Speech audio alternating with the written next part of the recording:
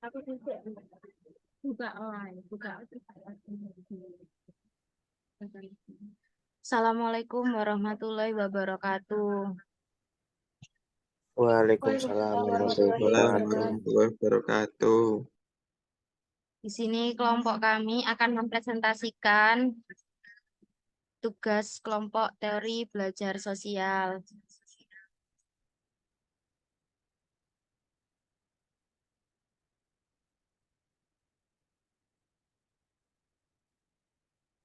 Teori belajar sosial. Albert Bandura adalah seorang pengembang teori pembelajaran sosial. Teori pembelajaran sosial merupakan teori yang menjelaskan tentang perilaku belajar manusia yang pada hakikatnya berasumsi bahwa pembelajaran terjadi dalam diri individu dengan mengamati perilaku kelompok sosial, bukan hanya sebagai respon terhadap rangsangan dari luar. Pengertian lain dari teori belajar sosial adalah teori yang mengutamakan perubahan perilaku melalui proses observasi. Teori ini harus memiliki pemodelan yang dapat digunakan pembelajar sebagai observasi.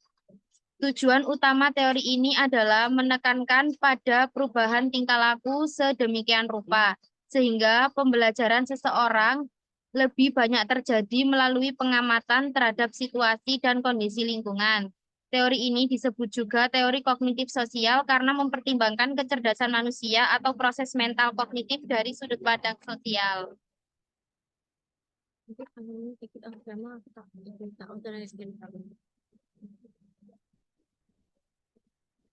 Teori belajar sosial dalam pendidikan yaitu tingkah laku yang boleh ditiru oleh siswa, sehingga pendidik harus menyediakan forum sosial agar modeling dapat berjalan yang nantinya dijadikan sumber inspirasi bagi siswa. Pendidik harus harus selektif dalam menerapkan perilaku yang akan ditiru oleh siswa. Sehingga apabila pendidik salah bertindak, maka akan memberi perilaku buruk kepada siswa.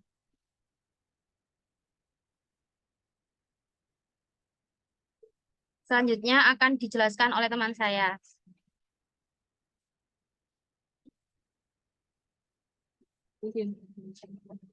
Bandura mengatakan bahwa manusia pada hakikatnya seperti itu, sistem mandiri.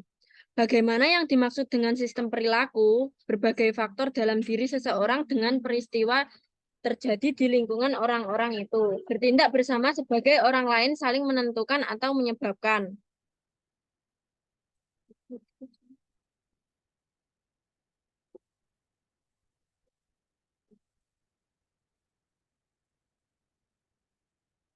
Sistem gabungan menurut skema di atas menggambarkan 3 faktor yaitu personal, perilaku, dan lingkungan. Tanda panah yang berlawanan untuk masing-masing faktor menunjukkan bahwa masing-masing faktor dapat saling mempengaruhi atau menentukan faktor lainnya. Proses belajar teori sosial menurut Bandura adalah beberapa tahap yaitu 1. Pemantauan attention. Setiap individu harus memperhatikan perilaku yang akan dipelajari. Hal ini dapat terjadi secara langsung atau melalui media seperti televisi, film, atau internet. Faktor-faktor seperti kejelasan, ketertarikan, dan relevansi perilaku dapat mempengaruhi tingkat pemantauan. 2. Retention. Setiap individu wajib menyimpan informasi yang telah didapatkan dari pengamatan maupun penelitian. Ingatan yang baik memungkinkan mereka mengingat dan mengulangi kembali perilaku yang diamati. Reproduction. Setiap individu wajib untuk meniru perilaku yang telah diamati maupun diteliti. Identifikasi dapat terjadi dengan tokoh publik, teman sebaya, atau anggota keluarga. 4. Penguatan. Reinforcement. Setiap individu wajib mendapat penguatan untuk melakukan hal yang akan ditiru. Penguatan dapat berupa penguatan positif, negatif, dan netral. Efek. Murid akan memperhatikan konsekuensi dari perilaku orang lain dan menginternalisasikannya. Kesadaran diri. Siswa memiliki kemampuan mengatur diri mereka sendiri. Kesadaran diri ini sangat penting karena akan berpengaruh pada perilaku yang akan ditiru oleh seseorang. Selanjutnya akan dilanjutkan oleh teman saya, Khairul Anam.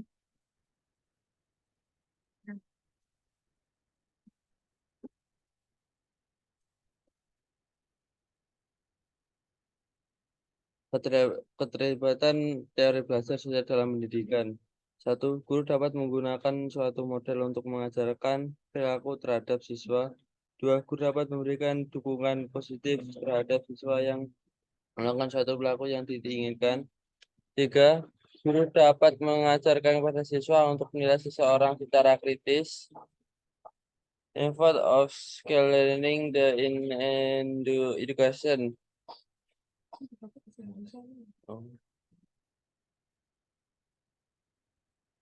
Secara spesifik menyimpulkan bahwa kegunaan alat berpikir menurut Vygotsky 1. Membantu memecahkan masalah.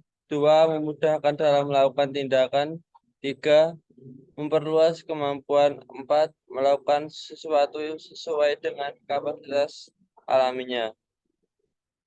Beberapa ahli memberikan kontribusi pada pengembangan teori belajar sosial antara lain Walter Mischel mengembangkan teori kepribadian kognitif sosial yang dimana teori ini merupakan teori menangkan pentingnya proses kognitif dalam suatu perilaku. Roning Antenis menggambarkan teori belajar sosial kriminal, di mana teori ini menjelaskan bahwa pembelajaran sosial nantinya dapat menyebabkan perilaku kriminal. Jack Mitchell menggambarkan terapi kognitif perilaku, di mana terapi ini menggunakan prinsip-prinsip teori belajar sosial yang akan digunakan untuk membantu orang lain dalam mengatasi masalah psikologis. 2. Secara kognitif learning teori. Teori kognitif sosial merupakan nama baru dari teori pembelajaran sosial yang dikembangkan oleh Albert Bandura. Albert Bandura lahir di Kanada pada tahun 1925. Teori kognitif sosial merupakan teori yang menggunakan gagasan bahwa sebagai besar pembelajaran manusia terjadi di lingkungan sosial dengan mengamati orang lain, memperoleh pengetahuan, aturan keterampilan, strategis, keyakinan, dan sikap. Bandura melihat perilaku manusia tidak hanya sebagai cerminan rangsangan, tetapi juga sebagai reaksi timbul dari interaksi antar manusia dan lingkungan.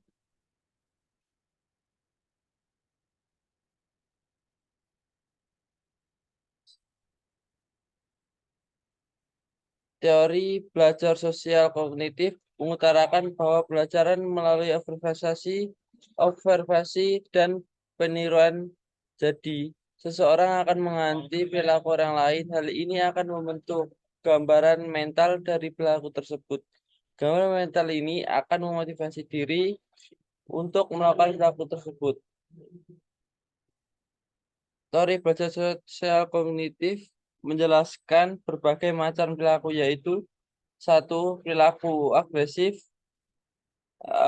Anak-anak mengamati orang dewasa yang agresif, maka anak tersebut akan agresif sendiri. Yang kedua, perilaku prososial. Anak-anak akan mengamati orang dewasa membantu orang lain, maka anak tersebut menjadi prososial. 3. Perilaku kesehatan. Orang yang mengamati gaya hidup orang lain yang sehat, maka akan menjalani gaya hidup yang juga sehat. 4. Representasi siswa meningkat. Meski sudah memperhatikan perilaku orang lain, pembelajaran tidak akan belajar jika siswa mengingatkan perilaku.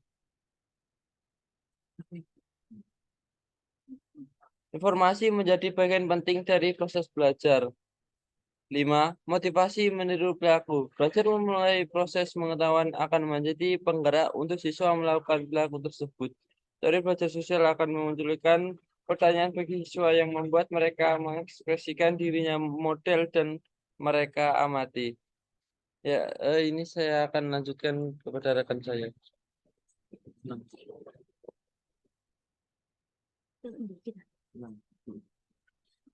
Ketika seorang individu menunjukkan sebuah perilaku baru yang sebelumnya belum pernah ia tunjukkan, berarti ia telah mempelajari hal baru. Namun perlu digarisbawahi, hasil dari proses belajar juga tidak selalu langsung bisa terlihat.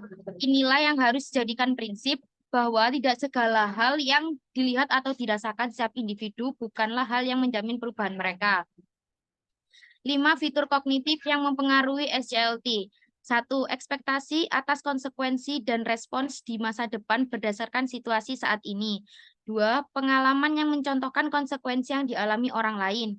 3. Ekspektasi mengenai konsekuensi di masa depan dapat mempengaruhi bagaimana cara kita memproses informasi baru secara kognitif. 4. Harapan mempengaruhi keputusan tentang bagaimana berperilaku. 5. Tidak terjadinya dampak yang diharapkan. Social Cognitive Learning Theory ini menjadi salah satu teori belajar yang berpengaruh karena dapat digunakan untuk mengembangkan berbagai macam program pendidikan dan pelatihan, seperti program mencegah kekerasan, meningkatkan perilaku prososial, dan mempromosikan kesehatan. The linking between SLT and SCLT.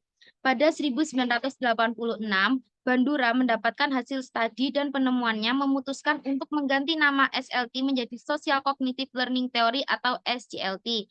Dengan kata lain, teori belajar kognitif sosial yang berasal dari deskripsi yang lebih baik dari SLT yang telah menganjurkan sejak tahun 1960-an.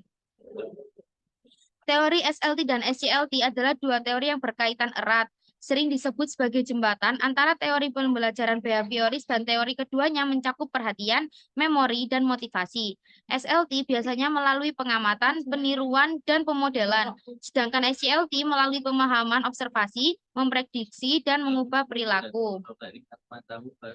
Teori belajar sosial dan teori belajar sosial kognitif adalah dua teori belajar yang sama-sama fokus pada pemodelan dalam pembelajaran.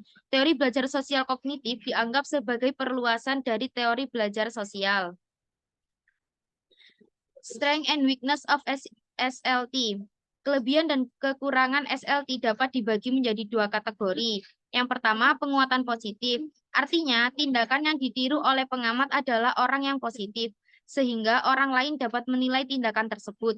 Yang kedua adalah hukuman, yang digunakan ketika tindakan yang ditiru oleh pengamat negatif dapat menyinggung atau merugikan orang lain, sehingga menghasilkan beberapa bentuk hukuman. Uraian kekuatan dan kelemahan social learning theory. Kekuatan. Teori belajar sosial memberikan penjelasan secara menyeluruh tentang pembelajaran. 2. Teori belajar sosial didukung oleh penelitian yang luas. 3. Teori belajar sosial bisa digunakan untuk mengembangkan program pendidikan dan pelatihan. 4. Teori belajar sosial ini memperhatikan konteks sosial dalam pembelajaran yang mengakui bahwa interaksi sosial merupakan peran penting dalam pengembangan perilaku. Kelemahan. 1. Teori belajar sosial mungkin tidak dapat menjelaskan semua jenis pembelajaran. 2. Teori belajar sosial terlalu menekankan pada pentingnya pemodelan. 3. Teori belajar sosial juga perlu diperhatikan dalam penerapannya, karena siswa belajar melalui proses peniruan yang pastinya ada bagian pemodelan negatif yang akan ditiru oleh siswa. Maka, peran guru sangat dibutuhkan untuk memperhatikan bagaimana sebaiknya teori ini diterapkan. 4. Teori belajar sosial ini menekankan pada faktor sosial tanpa mempertimbangkan faktor internal seseorang.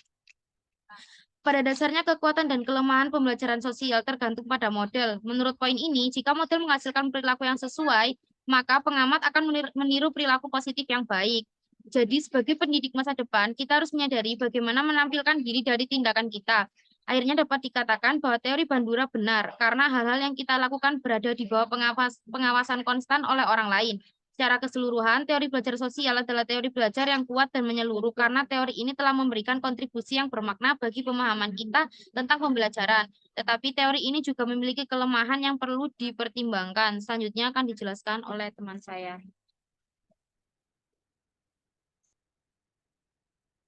Beberapa kekuatan SCLT dapat dicantumkan sebagai berikut.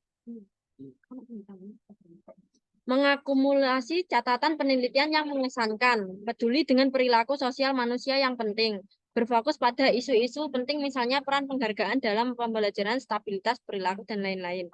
4. Pandangan yang masuk akal tentang orang-orang yang kepedulian dengan implikasi sosial dan teori tersebut. 5. Pendekatan teori belajar sosial lebih ditekankan pada perlunya conditioning, pembiasan merespon, dan imitation peniruan. 6. Menekankan pentingnya penelitian empiris dalam mempelajari perkembangan anak-anak. 7. Penelitian ini berfokus pada proses yang menjelaskan perkembangan anak-anak, faktor sosial, dan kognitif. 8. Dengan menyoroti contoh-contoh perilaku yang diinginkan, teori ini memberikan pandangan optimis tentang bagaimana masyarakat dapat membentuk individu dengan memberikan contoh positif. Teori belajar 9. Teori belajar sosial mendukung pandangan bahwa pembelajaran tidak terbatas pada masa anak-anak saja.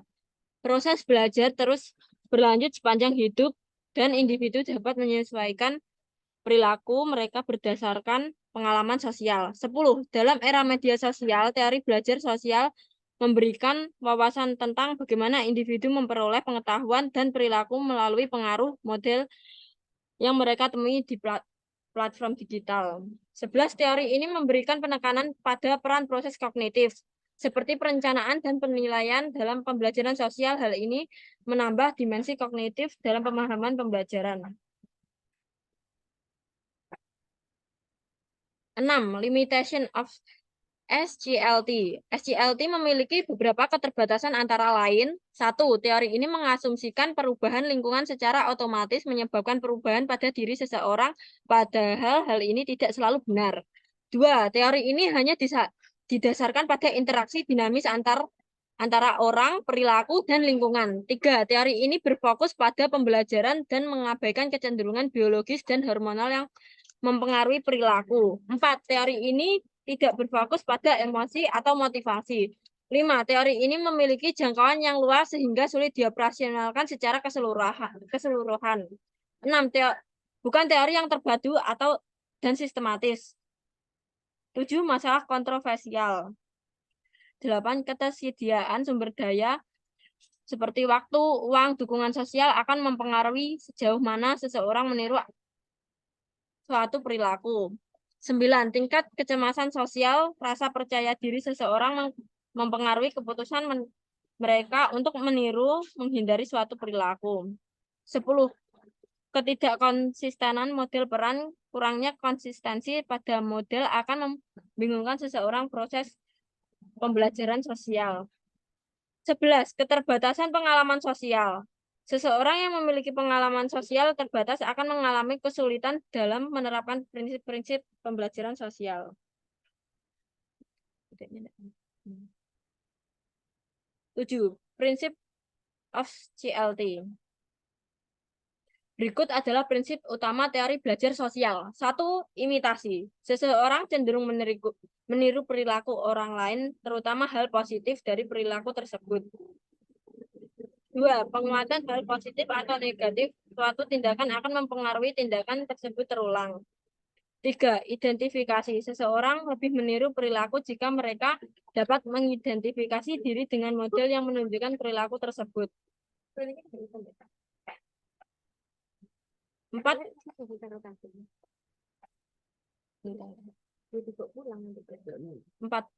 Resepsi. Seseorang mengamati dan menilai perilaku orang lain sebelum mereka meniru perilaku tersebut. 5. Peran model. Model dianggap lebih mempengaruhi pembelajaran sosial. 6. Proses kognitif. Perhatian, ingatan, motivasi merupakan peran penting dalam pembelajaran sosial.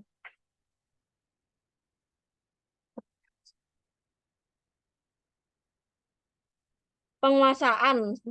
Seseorang dapat meningkatkan perilaku meniru orang lain melalui latihan dan pengalaman.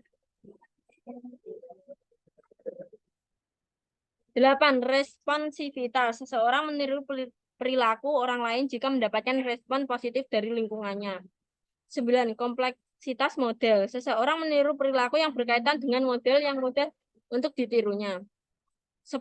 Motivasi diri. Seseorang mengembangkan motivasi internal untuk meniru perilaku terlepas dari penguatan eksternal.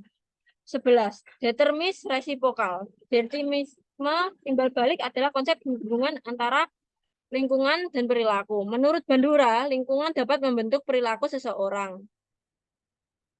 12. Tanpa penguatan. Menekankan bahwa penguatan bukanlah satu-satunya hal yang dapat membentuk perilaku manusia. Anda hanya bisa belajar dengan melihat dan meniru apa yang Anda lihat. 13. Kognisi dan regulasi diri. Menurut Bandura, masyarakat dapat mengamati perilakunya dan memberikan dukungan serta hukuman atas kesalahannya. Namun, ia juga menemukan bahwa manusia dapat mengatur lingkungan, membentuk dukungan kognitif, dan bertanggung jawab atas perilakunya sendiri. 14. Pengaruh media dan teknologi. Teori belajar sosial mendukung pandangan bahwa pembelajaran tidak terbatas pada masa anak-anak saja. Proses belajar sosial terus berlanjut sepanjang hidup dan individu harus menyesuaikan perilaku mereka berdasarkan pengalaman sosial. 15. Penanganan perilaku bermasalah. Digunakan sebagai dasar untuk merancang program penanganan perilaku bermasalah terutama pada perilaku positif. 16. Dalam masyarakat dan budaya, model positif perubahan dalam perilaku individu dapat memainkan peran dalam bentuk norma-norma yang positif. 17. Pertumbuhan karir dan pengembangan profesional digunakan dalam konteks pengembangan karir dan pengembangan terutama dalam hal peniruan dan pengaruh model peran positif dalam memandu perkembangan individu dalam lingkungan kerja. 8. Example of SGLT. 1. Fokus utama pembelajaran adalah pengamatan dan peniruan. 2. Siswa memperoleh kemampuan jika mendapatkan kepuasan dan respon rangsangan yang positif. 3. Siswa bisa meniru suatu kemampuan atau perilaku dari kejadian yang dialami orang lain atau dari hal yang diperagakan oleh guru sebagai model. 4. Guru dan murid pergantian menjadi role model. 5. Peserta didik meniru suatu keunggulan dan kecakapan dicontohkan oleh pendidik sebagai model. 6. Orang tua dapat mengaplikasikan teori belajar sosial dalam mengasuh anak dan menjadi model peran yang baik. Memberikan contoh positif, memberikan penguatan positif untuk perilaku kepada anak. Selanjutnya akan dilanjutkan oleh teman saya yaitu Khairul Anam.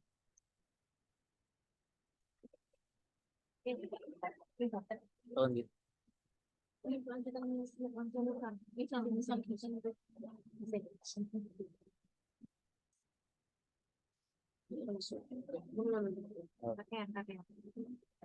Bahasa Inggris sih, bahasa Inggris sih. Enggak, Dokter itu anak.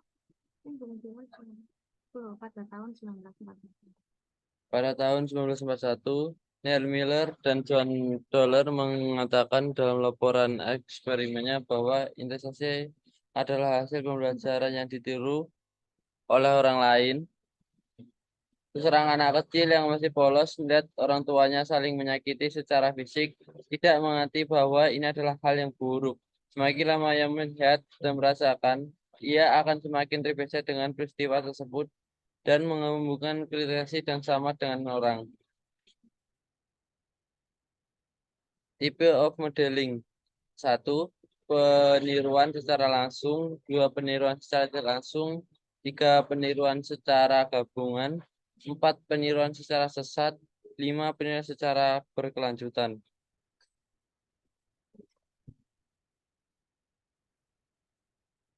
Low social learning theory.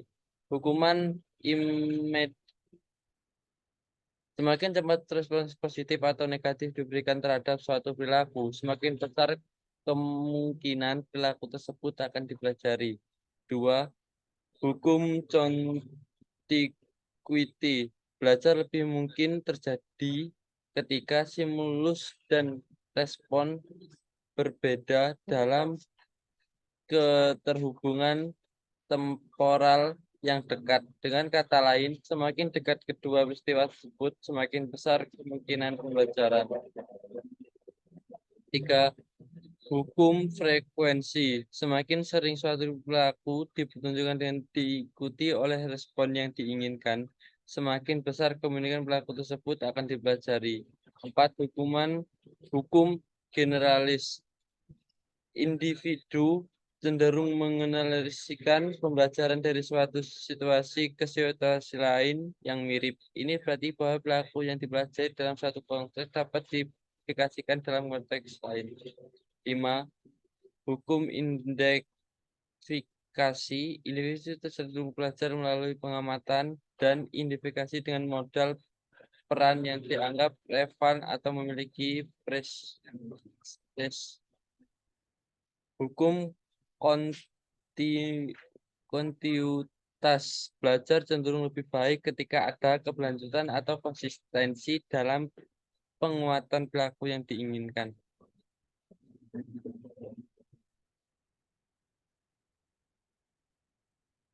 7.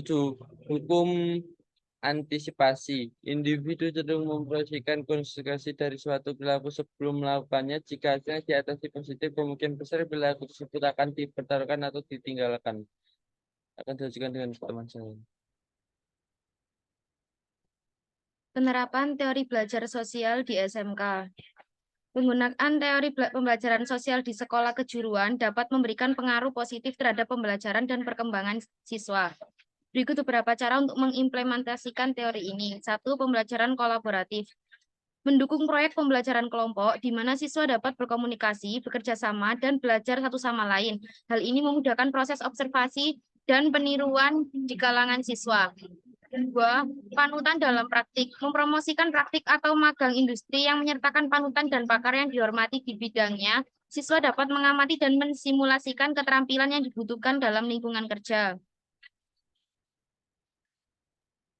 3. Pelatihan keterampilan sosial. Integrasi pelatihan keterampilan sosial ke dalam kurikulum yang memberikan kesempatan kepada siswa untuk mengembangkan kemampuan berkomunikasi, berkolaborasi, dan memecahkan masalah melalui interaksi sosial. 4. Penggunaan mentor. Menawarkan program mentoring di mana mahasiswa dapat belajar dari senior atau profesional di bidang tertentu. Teladan ini dapat memberikan wawasan dan bimbingan kepada siswa. 5. Proyek kolaboratif. Rancangan proyek yang membutuhkan kerja tim. Hal ini memungkinkan siswa untuk mengamati dan mempelajari bagaimana rekan-rekan mereka bekerja menuju tujuan bersama. 6. Penguatan positif. Menerapkan sistem penguatan positif untuk menghargai perilaku yang diinginkan. Hal ini dapat mencakup pengakuan atas prestasi siswa atau bentuk penghargaan lain untuk meningkatkan motivasi dan keinginan belajar. 7. Pembelajaran berbasis kasus. Menggunakan studi kasus yang melibatkan situasi sosial nyata, memberikan siswa kesempatan untuk menganalisis dan mengevaluasi keputusan dari tindakan orang lain. Penerapan teori belajar sosial dalam pendidikan. 1. Pembelajaran kooperatif, metode pembelajaran yang melibatkan antar siswa. Jadi, pembelajaran kooperatif ini siswa saling mengamati antar siswa. 2. Pembelajaran berbasis masalah. Pembelajaran berbasis masalah yaitu metode pembelajaran dengan memecahkan suatu masalah yang nyata. Pembelajaran dengan model. Dalam pembelajaran menggunakan model, siswa diajak untuk terampil dengan melihat video ataupun media pembelajaran lainnya. Maka siswa akan belajar dari model yang mereka lihat lalu menirunya. Manfaat penerapan teori belajar sosial di pendidikan. 1. Meningkatkan motivasi belajar siswa. 2. Mengembangkan keterampilan sosial. 3. Mengurangi perilaku yang tidak diinginkan. Kesimpulan, teori social learning theory dan social cognitive learning theory sering disebut sebagai jembatan antara teori pembelajaran behavioristik dan teori pembelajaran kognitif karena melibatkan perhatian, memori, dan motivasi. Ini memberi banyak penekanan pada konsep kognitif. Albert Bandura dapat disebut sebagai psikolog hidup yang paling penting. Teori kognitif telah mempengaruhi banyak bidang penelitian seperti pendidikan, ilmu kesehatan, kebijakan sosial, dan psikoterapi. Namun, jika diamati lebih dekat, teori kognitif sosial berakar pada behaviorisme Amerika. Namun, Bandura secara radikal memperluas behaviorisme dengan memasukkan fakta kognitif tentang pembelajaran sosial. Terakhir, pada tahun 2009, ia mencoba memecahkan beberapa masalah global seperti perlindungan lingkungan, kemiskinan, pertumbuhan penduduk yang pesat, dan lain-lain dengan bantuan teori kognitif. Teori ini menjelaskan bahwa teori pembelajaran sosial menciptakan pembelajaran dari perilaku tradisional dan pengembangan kepribadian manusia. Teori ini lebih menitik beratkan pada prinsip dan teori perilaku yang memberikan kesan dan pesan tentang perubahan perilaku. Teori pembelajaran sosial merupakan teori yang penting untuk dipahami oleh guru dan orang tua. Teori ini membantu kita memahami bagaimana pembelajaran terjadi dan bagaimana kita dapat meningkatkan pembelajaran siswa. Dalam teori ini dapat disimpulkan bahwa teori pembelajaran sosial menciptakan studi tentang perilaku tradisional dan kepribadian manusia dan lebih fokus pada prinsip dan teori perilaku yang dapat meninggalkan kesan dan pesan perubahan perilaku. Teori ini menjelaskan perilaku orang yang berusaha membuat keputusan dan menggunakan proses pengembangan ada untuk berinteraksi dengan orang lain, baik individu maupun lingkungan. Karena keterbatasan waktu dan sudah cukup, sekian presentasi dari kelompok saya. Bila ada salah kata, mohon dimaafkan. Wassalamualaikum warahmatullahi wabarakatuh. Waalaikumsalam warahmatullahi wabarakatuh. Waalaikumsalam warahmatullahi wabarakatuh.